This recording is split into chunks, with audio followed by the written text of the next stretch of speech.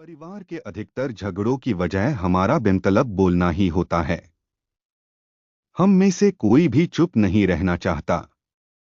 हम बस सामने वाले को सुना देना चाहते हैं। जो भी हमारे मन में है सब निकालकर उसके मन में बैठा देना चाहते हैं। उसे समझा देना चाहते हैं कि देख तू गलत है और मैं सही। और इस तरीके से सब एक दूसरे की सारी गलत बातों को ग्रहण कर रहे हैं। इस तरीके से सुनने और सुनाने का यह काम जिंदगी भर चलता रहता है। लेकिन इस नासमझी में हम अपना समय, अपना जीवन, अपनी समझ और सबसे महत्वपूर्ण वक्त को हम खो देते हैं। लेकिन इसके बदले हमें मिलता क्या है?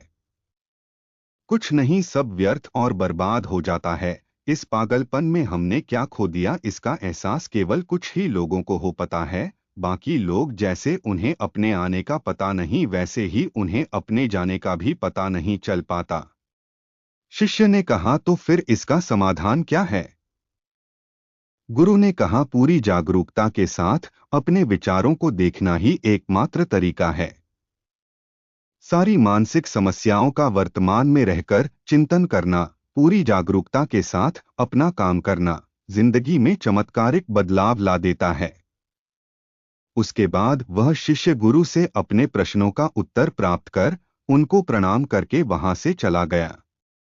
उस शिष्य को आश्रम छोड़कर गए हुए 3 महीने हो चुका था, लेकिन उसकी कोई खबर न थी। तब तो सभी गुरु भाइयों ने भी उसके वापस लौटने की उम्मीद छोड़ दी थी। लेकिन एक दिन वह आश्रम लौट आता है।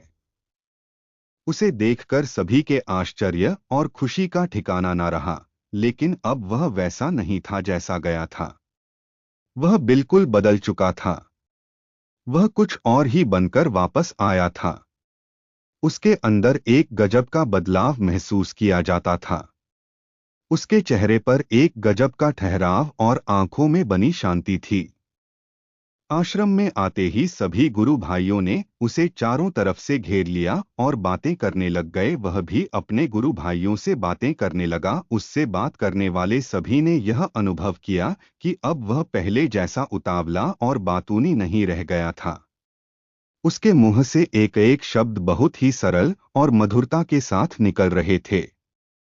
थोड़ी देर तक गुरु भाइयों से बात करने के बाद वह सीधा गुरु की तरफ चला गया। उसने गुरु के चरण छुए और कहा, गुरुदेव, क्या मैं अभियान में हूं? क्या अभी मेरा संकल्प जारी है? गुरु ने कुछ देर तक शिष्य की आंखों में बड़े ध्यान से देखा और कहा, हाँ, तुम अभी भी अभियान में हो। तुम्हारे मुंह से एक भी शब्द निकल नहीं रहा और तुम्हारा संकल्प अभी भी जारी है। शिष्य ने कहा, गुरुदेव, जब मैं आश्रम से गया तो मैं मुंह से तो चुप था, लेकिन मेरे अंदर बहुत सी आवाज हो रही थी।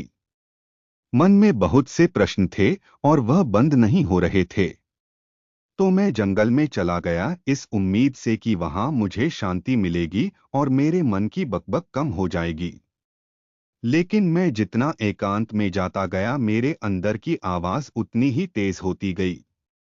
मेरे भीतर की पुरानी से पुरानी आवाज मुझे सुनाई देने लगी। तब जाकर मैंने महसूस किया कि मैं कितना गलत कर रहा था। जब मैं अपने परिवार वालों, दोस्तों को और गुरु भाइयों को बुरा भला कहता था तो उसे समय मुझे लगता था कि मैं सही कह रहा हूँ। जब मैं गुरु भाइयों की एक दूसरे से चुगली करता था और उनका मजाक बनाता था, तब भी मुझे यही लगता था कि मैं उनसे बेहतर हूँ और मैं सही कर रहा हूँ। लेकिन उस दिन मैंने पहली बार महसूस किया कि मैं कितना गलत बोलता था। काफी दिनों तक यह सारे शोर और शिकायतें मेरे अंदर चलती रही। लेकिन धीरे धीरे करके एक दिन यह सारी आवाज मेरे अंदर से समाप्त हो गई। अब मैं भीतर से भी मौन हो गया। उसी घने जंगल में कोई बोलने वाला था नहीं और भीतर कोई आवाज बची ही नहीं थी। और मैं उसी दिन पहली बार मौन का सही अर्थ समझा। मेरे चारों तरफ बहुत शांति थी। हालांकि अभी भी कुछ आवाज आ रही थी जो पहले भी आती थी, लेकिन मैं उन्हें सुन नहीं पाता था।